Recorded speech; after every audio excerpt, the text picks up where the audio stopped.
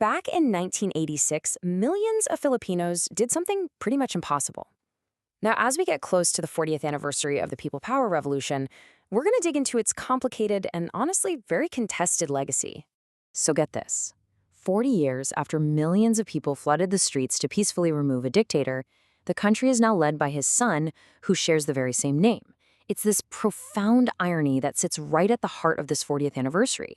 It really turns it from a simple historical celebration into something much more complicated. Which, of course, brings us to the big question, the one that's defining the conversation in the Philippines today. What happened to the promise of that revolution? And to answer that, we've got to go back to how it all started in 1986. Around the world, it's remembered as a 4-day miracle. I mean, it became the blueprint for nonviolent resistance, showing how you could topple a 21-year-long regime without everything falling apart into a civil war. But how did it actually go down? Well, this wasn't just some random gathering. The revolution's success really came down to a perfect storm, a unique combination of 3 key things. You had a critical military defection that lit the fuse, you had the incredible courage of everyday people forming human barricades, and you had the moral leadership of the Catholic Church, which brought millions onto the streets. And the speed of it all was just stunning. On February 22nd, boom, top military leaders break away. That very same day, Cardinal Sin gets on the radio, calls people to the streets to protect those defectors, and millions show up. Then, by the 24th, a crucial Air Force wing defects, a massive blow to the regime. And just 1 day later, on the 25th, the Marcos family is flown into exile. Just 4 days. That's all it took to end 21 years of rule. But what's really amazing is what people now call the Rosary Miracle.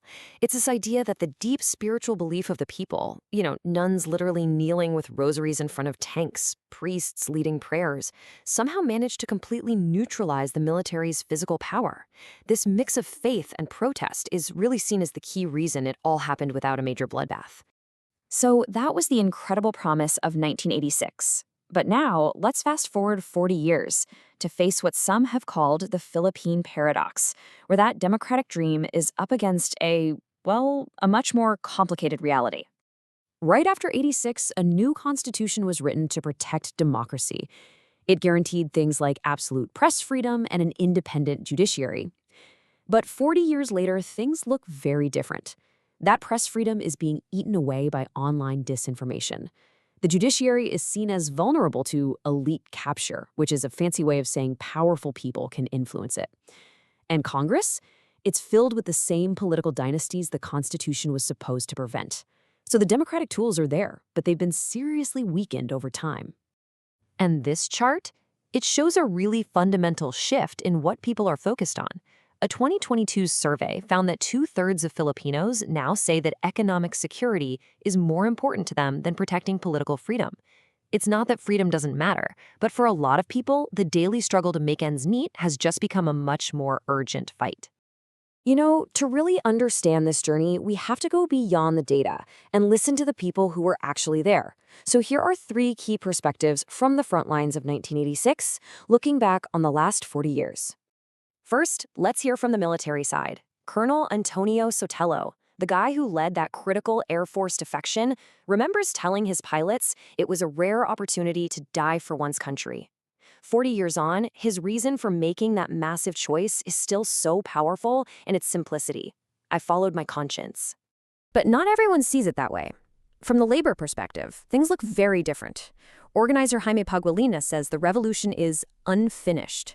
He argues that the core economic issues from the 80s, like low wages, no job security, powerful political families, they were never really fixed.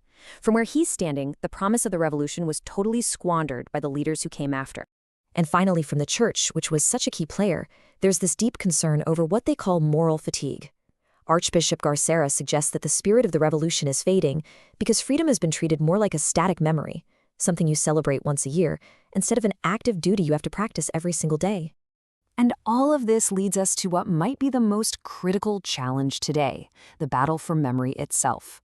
Because in our digital age, history isn't just written in textbooks anymore, it's being fought over on a digital battlefield. You can actually see this battle playing out in the school system. For instance, critics point to a change in the curriculum, where the very specific term Marcos dictatorship was replaced with just dictatorship. It might seem like a small change, but it's seen by many as a deliberate move to water down and sanitize a very specific, dark chapter in the nation's past. And the tools being used for this are pretty sophisticated. It often starts with promoting authoritarian nostalgia, this idea of a golden age. That message then gets blasted out through disinformation on platforms like TikTok and YouTube. At the same time, pro-democracy activists get painted as destabilizers, which creates this kind of information vacuum that can really leave younger generations confused. Okay, so let's tie all of this together. If the revolution really is unfinished, a massive part of the reason why is the absolutely staggering economic cost of corruption and this ongoing call for real accountability. I want you to look at this number, 8.8 trillion pesos. That is the estimated amount of money lost to corruption and elite capture in just the last 10 years. To put that into perspective for you, that single number is more than the entire national budget for the Philippines in 2026. But it's not just about the money. It's about what experts call an architecture of impunity. Basically, a system where the powerful and well-connected are rarely held responsible for their actions. This system is seen as the single biggest roadblock preventing the country from achieving the economic and social justice that was the whole point of 1986. And all of this leaves us with one final and, I think, vital question for the generation of 2026. Is people power just a memory?